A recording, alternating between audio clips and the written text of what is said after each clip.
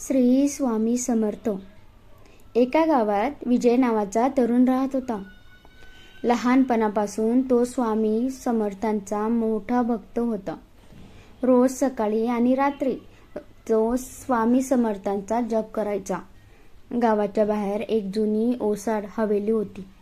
गावातील लोक म्हणायचे की तेथे रात्री विचित्र आवाज येतात. कोणी तिथे जाण्याची हिंमत करत नसे. पण एके दिवशी विजयच्या मित्रांनी त्याला आव्हान दिले. तू एवढा स्वामी भक्त आहेस ना, तर आज रात्री त्या हवेलीत जाऊन दाखव. विजय हसला. मी स्वामींचे नाव घेऊन जाईल.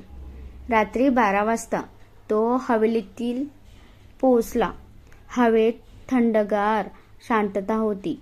जुन्या खिडक्या वाऱ्याने आटपत होत्या. विजयने डोळे मिटले. श्री स्वामी समर्थ, श्री स्वामी समर्थ.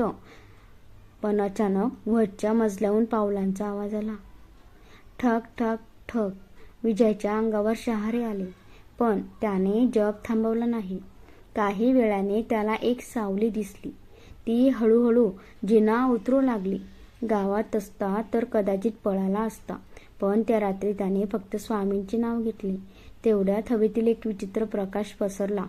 जशी सावली आली होती तशीशी नाहीशी झाली. विजयने शांतपणे बाहेर पडला. दुसऱ्या दिवशी लोकांनी त्याला विचारले, काय